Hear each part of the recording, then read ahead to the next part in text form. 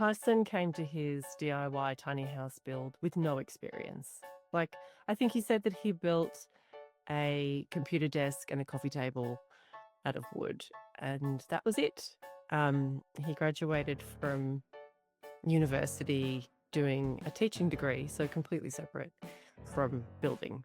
No trades background, and incredibly and heroically, in my mind, toiled away at this tiny house building and actually did it like 95% just himself on his own. It's impressive. He's really gone for an incredible aesthetic. You'll see the Limewash interior that he's built, and he's just worked so hard to give a really refined finish. It's an absolute feat in my mind of what he's managed to achieve alone.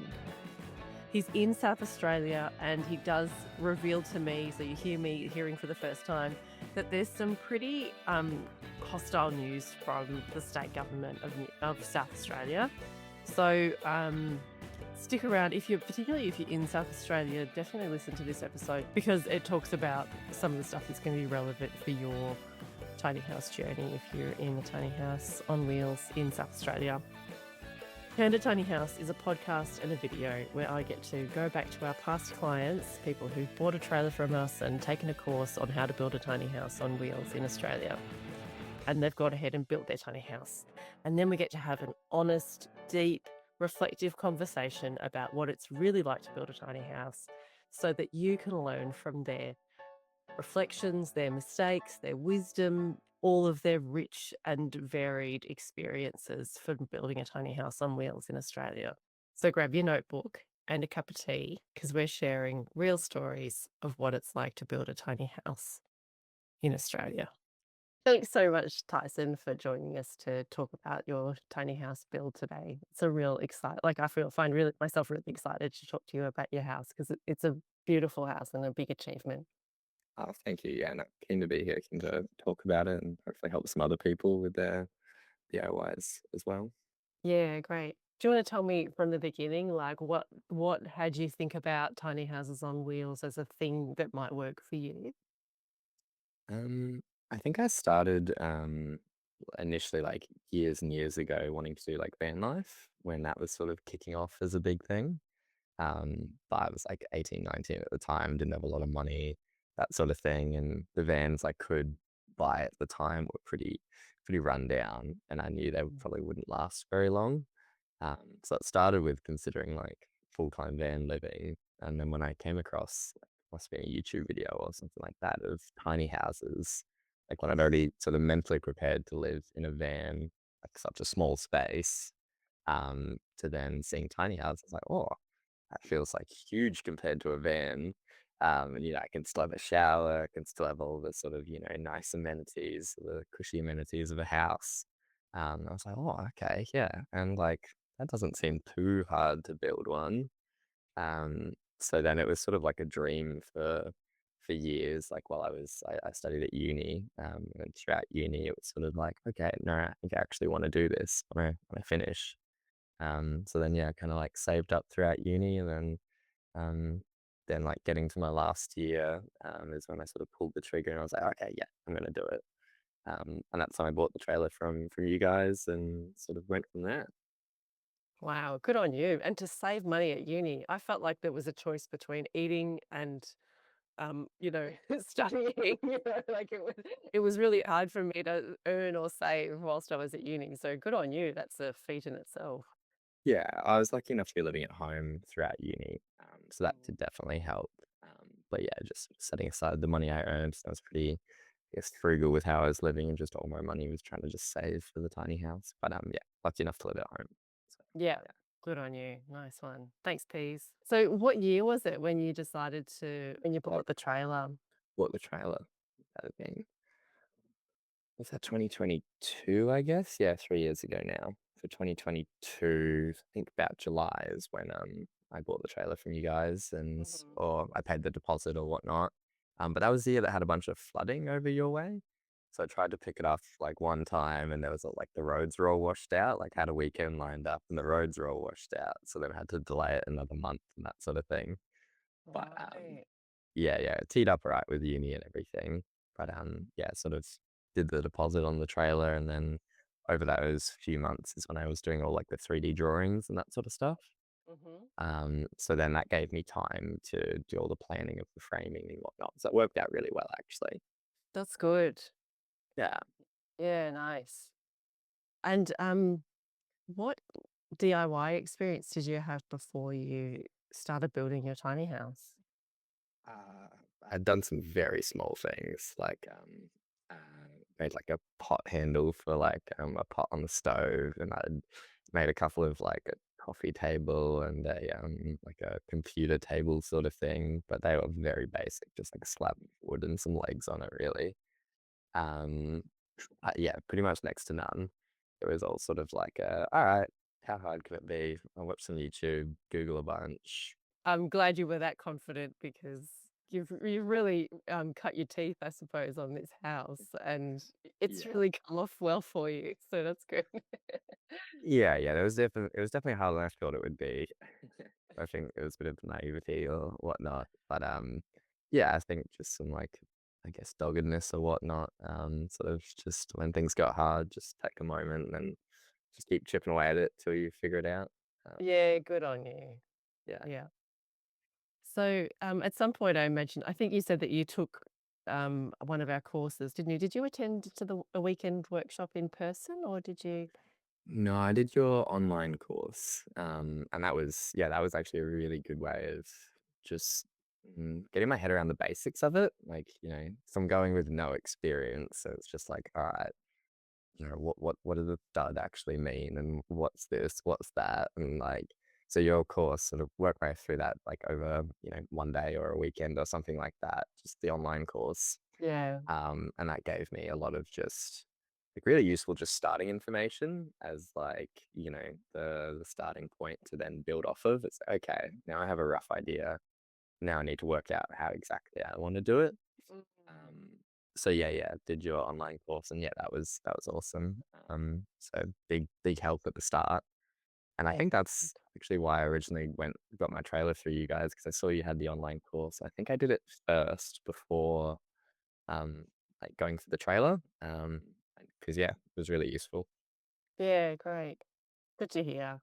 And then did you have people helping you? Like, did you have a stable of tools or a person nearby that could help you orientate to this huge task? Um, well, I was lucky enough to build it in my parents' driveway. So it's just sort of plonked in their driveway, in front of their shed. My dad had some tools, but not like didn't have a nail gun, didn't have staple gun, all those sorts of things. So most of the tools I had to buy for the build. Um, Mhm. and then in terms of help, I had friends coming in helping a fair bit. As you know, there's a lot of two people tasks on the tiny house, like trying to put a wall up or like something like that. So I had a fair bit of help from friends along the way. Um, and I've got a cousin who helped a bit with the plumbing. And like an electrician came and checked the work I did after I did it, because I just wanted to make sure that was all done right. Um, Mm. but yeah, for the most part, it was just me in the house, and I really enjoyed that because it felt like a yeah, very much like a solo project. So every bit along the way, like I've done 95% of it. So Mm. yeah. There's a huge sense of satisfaction and accomplishment with that, isn't there? If you just can see all the effort that you put in. And yeah, so how did you come up with the size of the trailer that you wanted? And how did you refine your design so that you knew that it was going to work for you, for a medium term period or a long term period? Um, I think that probably changed though, because I've been considering it for so many years, and I remember over those years, I did some like drawings just on a piece of paper and stuff, and like tried out some different layouts and whatnot. I think in my head, I started with a smaller size because I was like, okay, maybe like a 5 or a 6 meter, keep it a bit smaller, like one loft, that sort of thing. And then when it got sort of closer to starting the build and having to finalize the trailer side, size. I was sort of like, oh, I could go smaller, but then in my mind, I wouldn't be in it for quite as long. Like, with hopes of having a family and that sort of thing. Being too small would sort of mean that you're very limited how long you could stay in a quite a small, tiny house. So then I was like, oh, well, if I'm doing it and I'm trying to do it for the long term, may as well just go a little bit bigger, um, and have the sort of two lofts and a bit more living space and that sort of thing. Um, so then, sort of looking around, it seemed like I've ended up with an 8 meter trailer. So it seemed like 8 meters was sort of becoming the sort of standard for a tiny house trailer, like 7.2 to 8. I think, all right, well, I'll go the 8 meter. Much longer than that, it's going to make it pretty hard to get on the road and keep underweight and whatnot. But 8 meter seemed like it was pretty doable to keep under the 4.5 ton and still give me plenty of space. So yeah, I think that was probably the main reason. Mm. And how do you feel like it's thrashing out now that you're living in it? I'm really happy with the choice in size. Like it feels really spacious. I'm not sure if it's because I've done really light colored walls and I've tried to not enclose things too much, but um, yeah, it's way more than enough space for just me.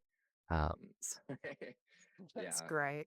And I think you're right, like, there's a lot more, longevity in an 8-meter trailer than a 5 or 6-meter trailer. We grew out of this one. This one's only 5.4 meters long, as you know, because you stayed in it. mhm, Um, but yeah, like, after we had 1 baby, like, by the time we were up to 2 babies, yeah, it was time to move out of it because it was really hard to get all of our stuff in it, with a kid. yeah. There's just so much extra stuff. So, yeah, I think you're right. Even with 2 adults, you have to pare it back a lot to fit everything in. Yeah, that's why I remember staying in yours that it was perfect for like one or two people. And then yeah, the more I thought about it, I was like, oh, okay. Yeah, I think I made the right decision here. That like a bit longer, so I've got that that longevity as you say. Yeah. How long did it take you to build the house? Um well, initially I thought it was gonna be 6 months. Um initially I thought I was gonna be starting in November and finishing before winter that year. So that would have been like 2022 over to 2023. And now I'm what, 3 years after ordering the trailer, so 2.5 years of building. Um, yeah. So when I moved in, it was probably 2.25 years, something like that, of building in the time I had. So much longer than my initial sort of hope, but you don't know what you don't know. And I realized very quickly after starting that I was not going to be finished in 6 months. Um, Sure. Yeah. also for costs too, like I didn't have all the money I needed saved. I probably only had about half. So then, that's the other thing is I was hoping to do it for I think 60 to 65 thousand, including the Mhm. trailer.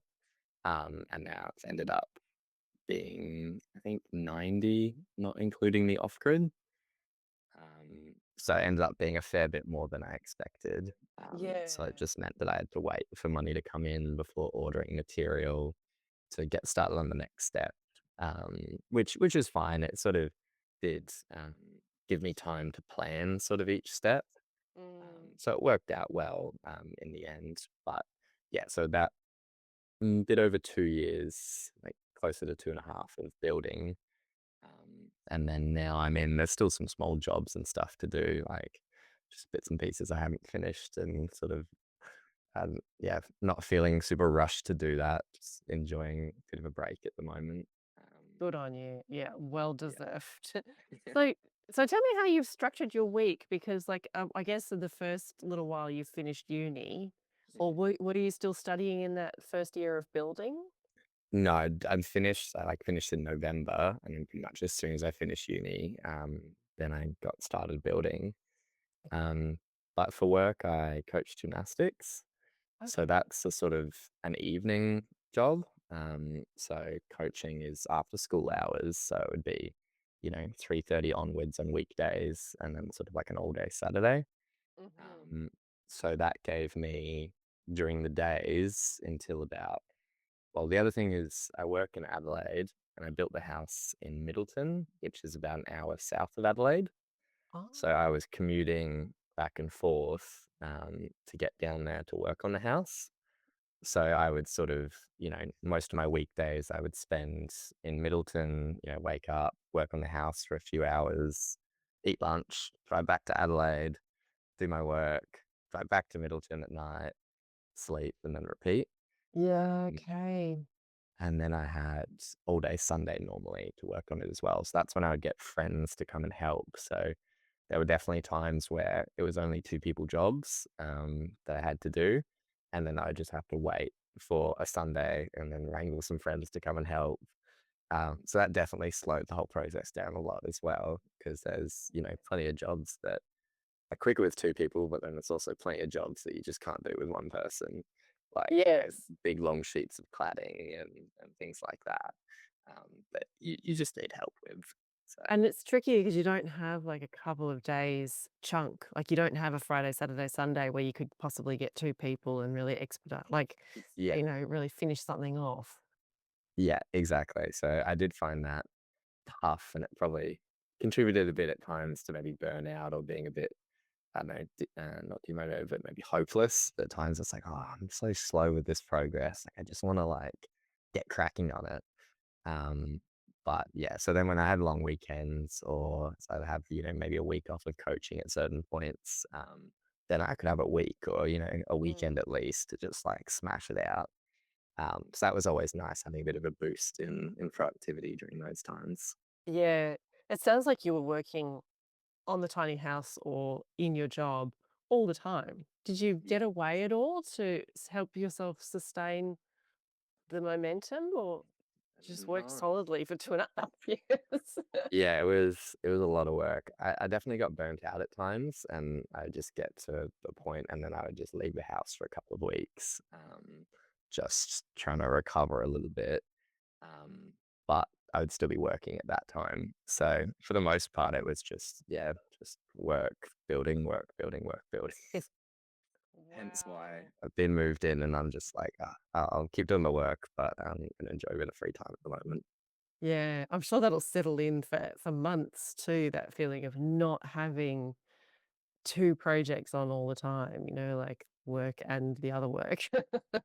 It's just such a mammoth thing to get through, to Yeah, have any point of finish. It's like, yes. Have you had definitely. a party or anything like that? Have you had a housewarming? Not yet. I was sort of delaying a housewarming until I built a deck. And then now I was planning on starting the deck in a couple of weeks actually, or probably this week. But then with council coming knocking, it's probably not a good idea to start a deck when the council are still trying to figure out what they're going to do with me. Yeah, So sorry about that. What's happened with council already? Um, so I'm on a property. So we've got landlords. It's like a 10-acre property that's an almond and olive orchard. It's sort of surrounded by some vineyards. So the landlords are living on the property down the bottom in a little house. There's me in my DIY tiny, and there's another DIY tiny, just sort of 50 or 100 meters from me as well. Mhm. Um, and so yeah, there's the landlords, the other tiny, me. Um, and the story, this just all happened last week actually, that the landlord's got a letter in the mail sort of saying, well, what's going on here? Um, and straight away a follow-up letter sort of it came at the same time. Almost like one had been posted like a month ago, but for whatever reason didn't come. And a follow-up one that was much more I guess, sternly written that said, no, you need to cease all activities at the moment. And it had like drone shots of the two tinies, like circling them, being like, no, what's this? What's this doing here? You need to stop everything that you're doing and talk with us. So then the landlords called up council, and it seems that a neighbour's probably complained. Um, and we're thinking it's because on the property, the landlords have cleared like a massive area to plant their own orchard. Mhm. And it seems like the neighbor has seen the two tinies, has seen them clearing land, and has thought that maybe they're about to set up like a bunch of tinies. so it's like a caravan park sort of thing. So that's our impression that the neighbors got a bit antsy that maybe it was going to become like, another 10 tiny houses. So I've Mm. put in this complaint. And then council came around last week. But they didn't say too much to us. They've probably talked more to the landlords, but they sort of just came around, took a couple of photos of the house, and then said, okay, yep, that's all we need. So just sort of waiting at the moment to figure out if if we're even able to get building and planning permission, or sort of what's going to happen. Because in SA they passed like a bulletin. I think it was started this year, defining tiny houses. So a tiny house can't count as a caravan in SA now, which Oh. has, yeah, they've said that caravans are a separate thing. Tiny houses aren't caravans, which sort of throws a spanner in the works of, building a tiny house to caravan spec is how I went about it. And how, Fred recommends so that you can, go through all the caravan sort of regulations and stuff. But Yeah, because that's the only legal category that it can fit in, as a yeah, something on wheels. Like it's the only option that it can possibly be legally approved. Like, yeah, like you can't make it pretend it's a dwelling if it's on wheels. yeah. Well, that's what they've instead said that any tiny house, like, so they look a lot different to caravans, obviously. So they've said no, tiny houses are ancillary dwellings if they're on a property with another house.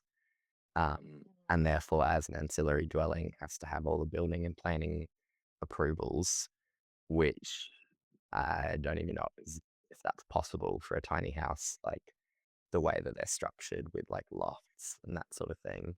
Mm. Um, but there are some tiny houses around that have council approvals, so um, just sort of waiting and seeing what council ends up saying. Well, that's such a tricky way to start, Tyson. Like, you've just done Yes. all Yeah. this work, you've just moved the tiny house, you're settling in, and then straight away the pin gets, or the alarm bells go up. Yeah. Yeah, it's a bit of a like, at least I've been here a few months now, but it is a shame. And particularly like I said with the deck, like I was really looking forward to having a deck in summertime. Because probably can't share the view too much, but I've got a really nice view of the coast and the vineyards. Oh, And so having a deck for summertime would have been awesome, and also for a housewarming and things like that. That's yeah. that's the biggest thing I'm sad about is that I'm probably not going to have a deck this summer. But we will also see if I even get to stay here.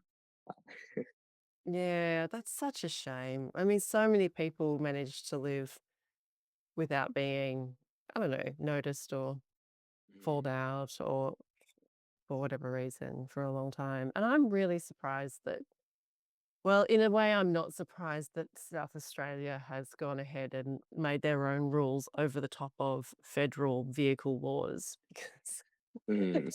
they've been extraordinarily tight with their planning laws, historically. So their planning department seems to be very stringent.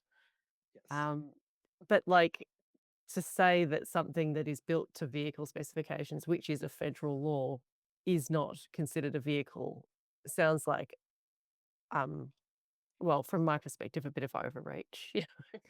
Yeah.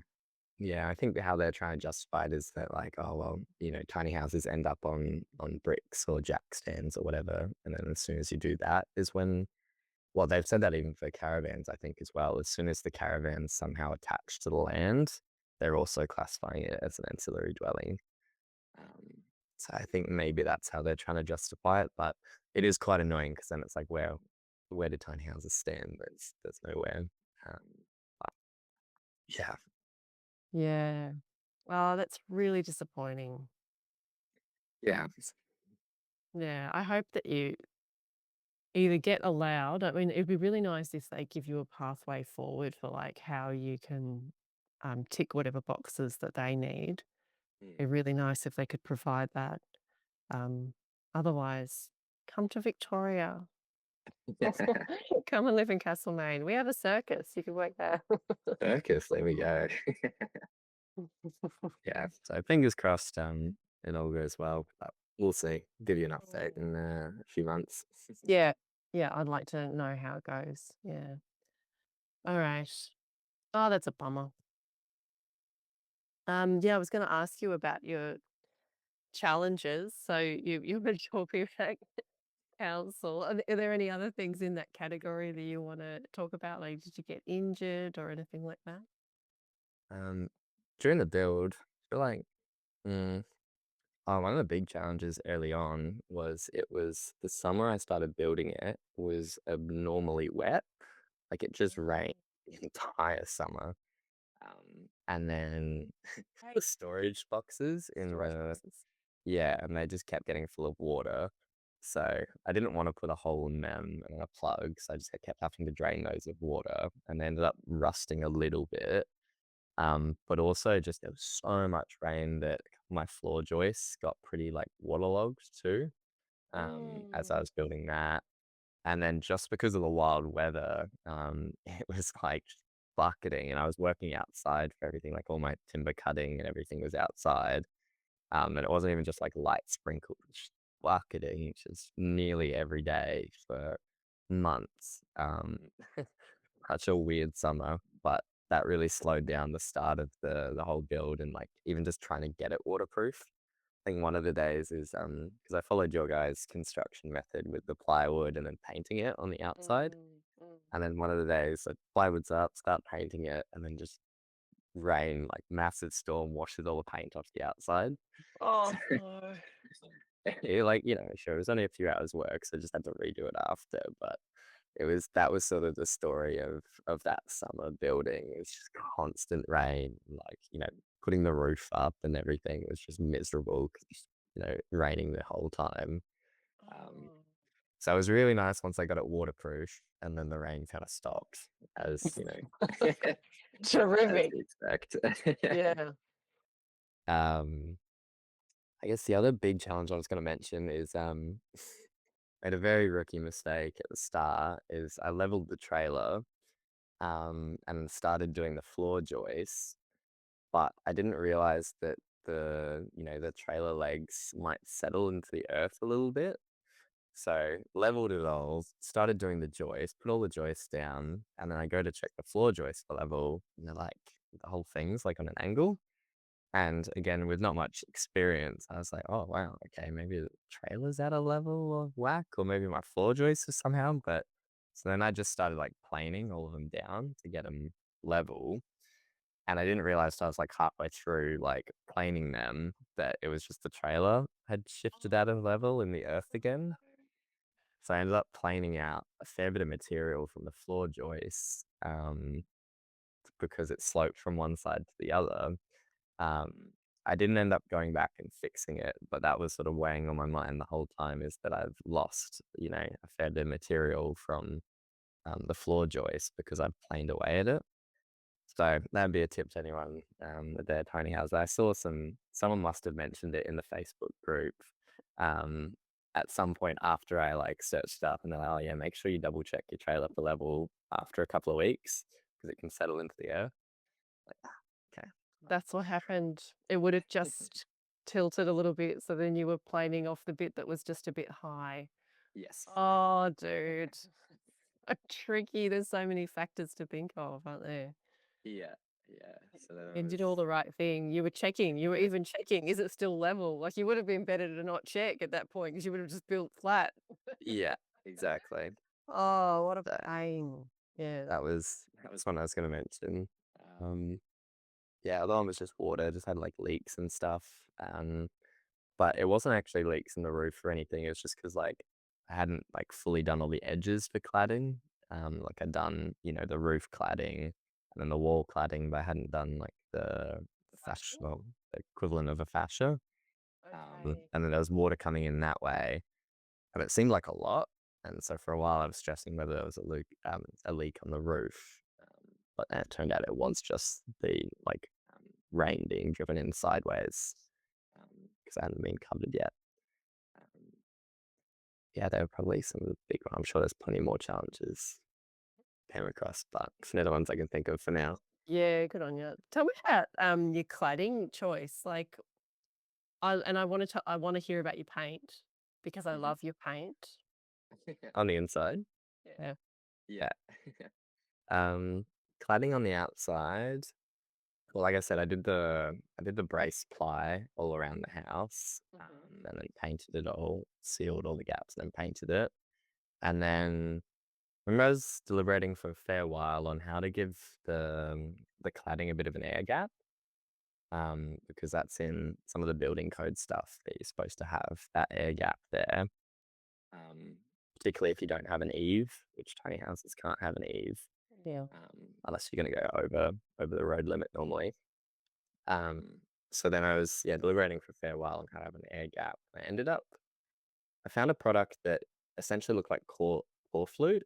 I think it's like a New Zealand product or something, but it was too expensive to order enough of it. So I just ended up using core flute on the outside to give like a little 5 mil air gap. So I Nice. ran core flute like horizontally around the house and then with the cladding on top of the core flute, like screwed into the timber frame. Mhm. So then, yeah, so I've got black, get the profile, but it's one of the corrugated sort of trapezoid looking claddings um, around the outside running vertically. Um, Mhm. so that's just, yeah, the whole way around the house. And then the roof is a lighter color. Um, but my choice with the black is I grew up in Darwin, so I grew up in a fair bit of heat and I'm used to the heat. And then in Adelaide, like over winters and stuff, I really don't like the cold. So Mm. I built the house black to absorb as much heat as I could in winter. So it is actually pretty toasty in winter. It doesn't get too cold during the day, which I really like. Um, but then, yeah, the roof obviously went lighter colored because, sun's overhead in summer. Um, but yeah, so went the metal cladding, core food underneath. Yeah. Yeah. Nice. Nice innovation. It'll be good to see how that holds up over time, like just to see how you find it. Yeah. And tell me about your paint on the inside. What? So inside walls, I use the Folcata ply, so Mhm. the 9 mil Folcata ply to save on weight. I wanted to use gyprock, but it just ended up it's too heavy, and the 9 mil ply would probably be a little bit stronger anyway for screwing into. Mhm.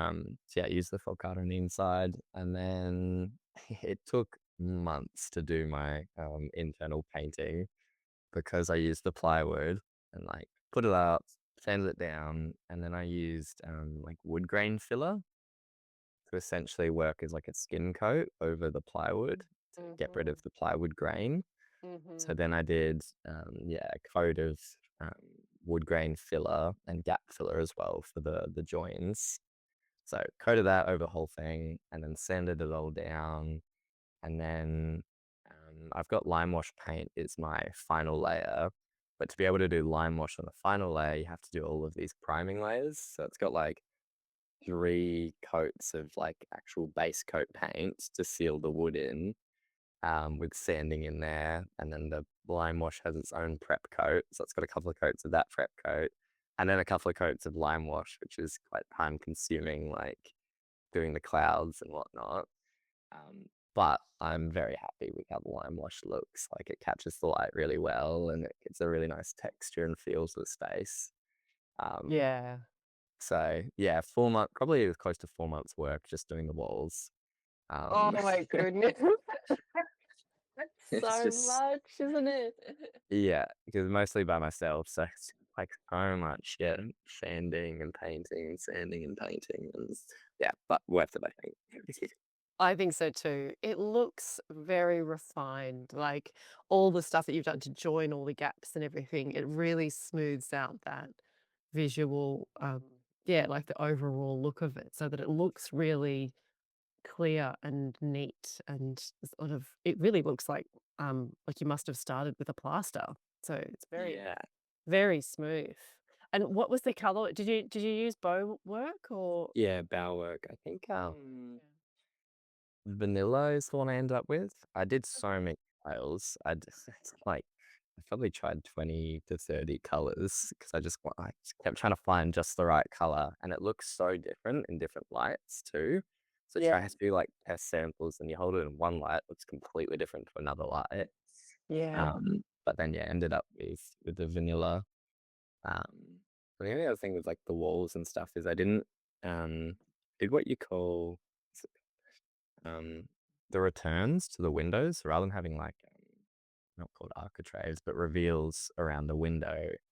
It's just done like the plywood the whole way to the window, Yep. so it sort of just continues that paint the whole way, which I really like how that keeps it like doesn't draw your eye too much to the edges of and the borders of windows. No, you're right. It's a really clean finish. Yeah, so I'm happy I did that. But again, that made life hard trying to do all that properly and do the edges and whatnot. That's probably the story of my build is that I did a lot of things like the long and hard way, just for like small results. But I am happy with those. Yeah. Yeah. It's much more of a custom build, Yeah, kind of a problem to have, isn't it? It's like this because of this aesthetic outcome, and I'm yeah. gonna do the work. Did you weigh it at all when you were building it? Did you have any means of managing the weight? Um, I kept track of everything I put in, so I do it that way. I haven't actually weighed it on scale since building it, Okay. just because I didn't want to do an extra trip, like towing it. Yeah. And I know you can get roadside scales or something like that, but yeah, I didn't bother. But yeah, I kept track of all the weight I think pretty accurately, and I think Mhm. it's 4.2, I believe. Oh, well So done. yeah, at first, like starting the build, I knew everyone talks about weight being such a big issue, but I mean, yeah, for whatever reason, it didn't end up weighing a ridiculous amount. Like I got pretty much halfway through the build, and I realized that like I wasn't even going to be super close to the weight limit. Um, so yeah, that made the last part of the build quite nice. I didn't have to stress too much about that. And yeah, I still got like my cabinetry weighs a heap because I did bamboo cabinetry. Oh, does Um, that weigh more? yeah, yeah, you'd think it's lighter, but it's actually like a hardwood, so it's yeah, it's quite heavy. So I've got Mm. like 700 kilos of cabinetry in here. Wow. Yeah. I mean, that includes the couch. I took the couch out to move it, but my couch is like 100 and something kilos of just like bamboo plywood. Um, so yeah, the plywood weighed a fair bit in the cabinetry. I think everything else, I think it was just like I did the 70 by 35 framing, and the Falcata ply for the walls, I think probably helped a fair bit, Yeah. saving on weight. Um, But yeah, it didn't end up being super close. And I've got floating floors as well that are probably 300 kilos. Yep. Um, Takes a lot of structural stuff to get those floors managed. Yeah. yeah. So,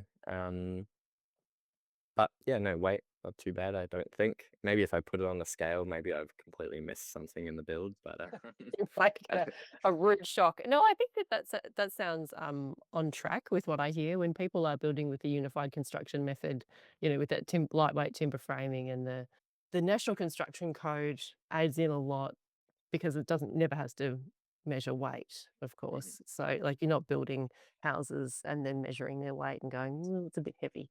You know, Yeah, so there's lots about what the National Construction Code is put together from that you can pick and choose to remove something so that you can make it a lighter weight structure. So pulling out some of those unnecessary bits and adding in strength in different ways. Yeah.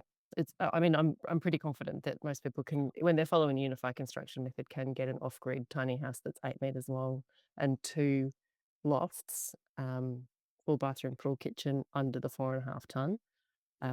But then I don't know how, like, if somebody's going to use a different building method, then 8 meters can be too much. So even 7.2 meters can be too heavy. So yeah, it's, yeah, it's your success that you managed to do it within 4.5. It's because you made good decisions all the way along about your building materials and the frequency of your placements and all that sort of stuff. Mm, yeah. How did you find the land that you're now on? Um, I I did a fair bit of looking around, but it was mainly through Facebook community groups. Oh, yeah. So just sort of putting ads up in community groups. I sort of found the regions of Adelaide that, well, I was looking for Adelaide Hills, very pretty up here in the hills. Mm. So I just found the regions that I would like to live in that were sort of close enough to my work and whatnot. And then, yeah, just put up some ads being like, hey, I'm Tyson. Some photos of my tiny house. This is my tiny house. I'm hoping to, move to some land, looking for these sorts of things, this amount of rent. Um, and then, yeah, just had some different people reach out, and I looked at a few different spots around the place, and just sort of kept looking until I found one that sort of, I don't know, yeah, really clicked for me. And then, yeah, sort of found this one through the same way. Maybe this one was the landlord put up an ad doing the opposite, saying that they were looking for a tiny house. And the other couple on the property, they got in first. But then the landlords decided, oh, actually, no, maybe we'll do a second one as well.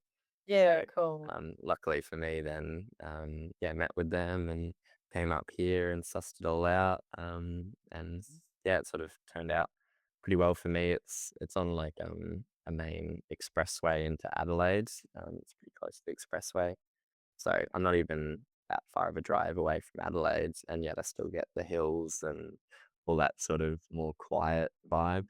Um, Yeah, good. yeah. Yeah, nice. It's nice to be close but feel far. Yes, yeah, yeah, definitely. Yeah.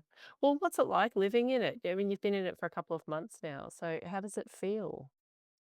Um, yeah, honestly, perfect. Like exactly how I wanted it to. It was obviously very surreal at first. Just sort of like, oh, like yeah, it's spent 2 and a bit years, and this was like my construction site, and then all of a sudden in your head, it's turned into your home and your living space. So that was very surreal for a good few weeks to a month. But then I settled in like pretty quick. Sort of it just turned into normal.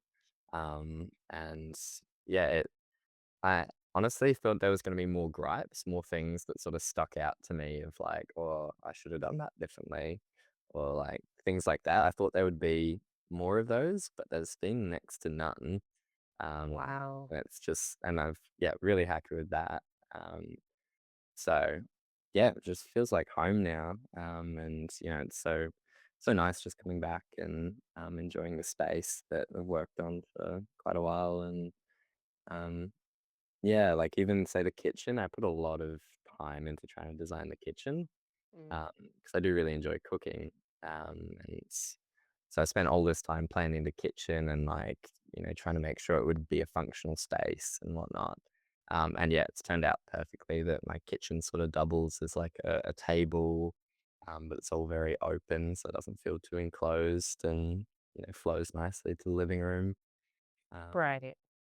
yeah, no, couldn't be better, really. Yeah, that's so good. That's so great. I'm so pleased to hear it. Like, it sounds like you put so much consideration into how you move through the space and like the things that are important to you and your ergonomic, ease. Yeah. So it's great that you're just living with the benefit of all that design planning and all that personalization. Yeah, yeah, exactly. So is there anything that you would want to do differently? I mean, it sounds like you're really happy with it. So I guess I'm just asking for that kind of reflection. Like, what would you tell people who are starting out um, or midway through? What do you wish you knew? I feel like it took that a little bit with the trailer at the start. Sort of, that leveling, making sure you Yes. check the trailer. Yeah, it Um, settles. It settles. The trailer settles, everybody. yeah.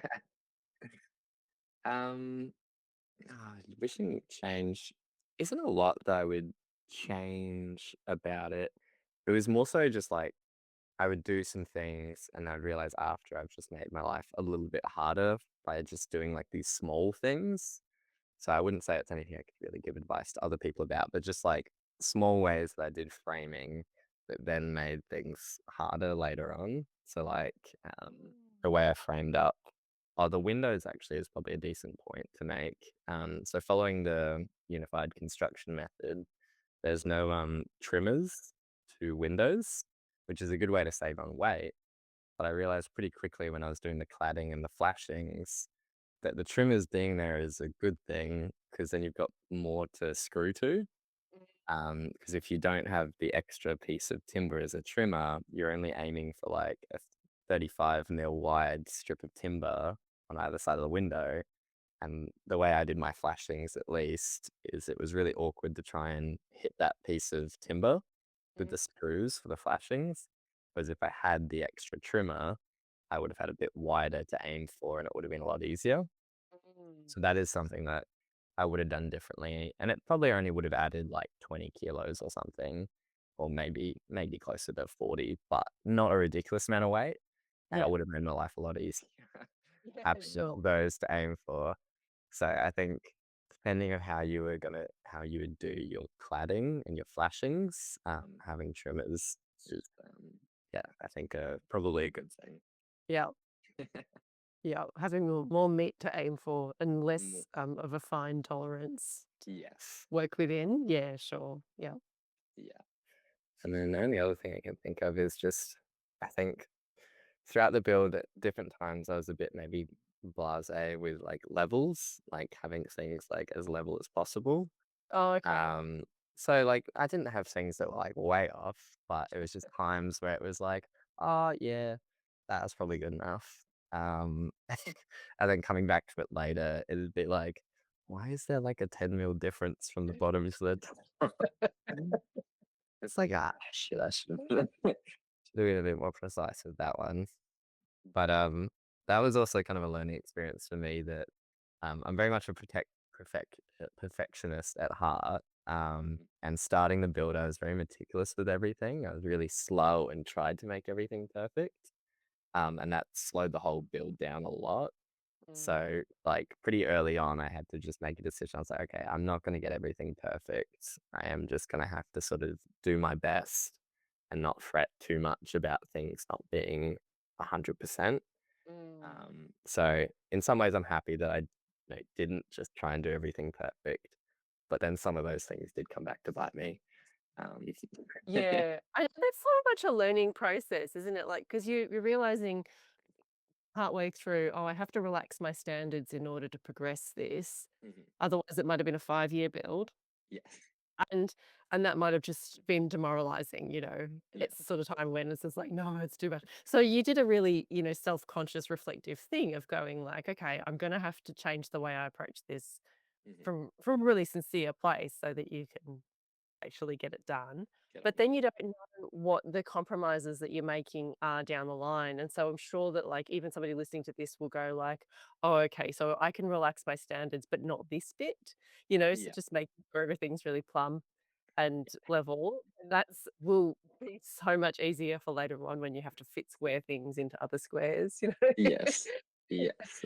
So, yeah, yeah, I just think, good on you because like, it's really hard to change the way you approach a project, and Mm. just even hearing that you made a tack change on that, that takes, um, inner agility, I think. So good on you. But yeah, no, I think as you said that, yeah, making sure things are plumb is probably not something to compromise on. No, sure. Trailer's level, things go up and down. That's good. Yeah. Yep. Any other parting wisdom? Um, I don't know. For me, it was just yeah, it was just a mindset thing of just being like, I can figure it out. It might take a long time. I might make some mistakes, that sort of thing. But I feel like if you've got that determined sort of attitude or mindset that like, whatever mistake you might make, you'll find a way to figure it out Mm. afterwards. And it's like, sure, it might cost you, a bit or, take a few extra months and those sorts of things. But um, yeah, I feel like it's just you stick it out and you'll find a way to to solve whatever issue you might have. Yeah. Um, yeah, because I think that was just how everything happened. It was just like, you start doing something and you run into this little issue and you're like, okay, right, how am I gonna sort this out? And Mm. sometimes it was like, I know, say with my trailer lights, I started working on them like a couple of years ago, like right after I finished the cladding. Um, but then I was, silly enough, I was using the wrong size wire, so it wasn't crimping properly in all the terminals. And so all the Mm. terminals were pulling apart. And I just kind Oh. of spat the dummy and I was like, "Oh, I'm not doing this right now." So then I didn't come back to it until like the week before I had to move the house. So it was like a year and a half where I just left the trailer lights. Like, no, I'll come back and figure out why those aren't working later on. And, I did that a bunch of different times with things that I had enough different things to work on that when I'd get stuck on one thing, I would often just like leave that thing, start, trying to figure out how I want to solve it and work on something else Mm. until I come up with a good idea or I can't work on anything else. And then it's like, okay, it's time to just bite the bullet and Do. do Yeah. something.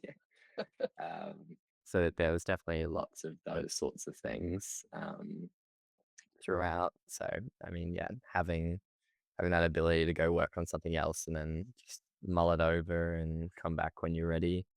Um, I think, yeah, that definitely helped a fair bit. Um, Yeah, and just being relaxed about it, going like, "Oh, well, it's okay to put things in the too hard basket and yeah, come back to them later," and you might come across an answer in your life, or you might meet the right person who can, decode the wiring system for you in some way or whatever it yeah, is. yeah, Yeah, yeah. yeah. Um, yeah, I feel like, especially once it's waterproof, like once you've got it all, like, at that lockup sort of stage. And you're not Um, experiencing, like, a freak monsoon season in an yeah, essential desert, like, yeah, that's such yeah. bad timing. Yeah, I think the following summer was dry as, and then we ended up in a mini drought for a couple of years. Right. But yeah, no, I feel like once you get it to the lockup stage, you can kind of take your foot off the accelerator a bit. Um, Mm. so I feel like, yeah, having all the planning and knowledge you need to get it all locked up and dried in, and then yeah, just sort of taking things as they come. Yeah. Right. Congratulations, Tyson. It's a total triumph. I love your tiny house.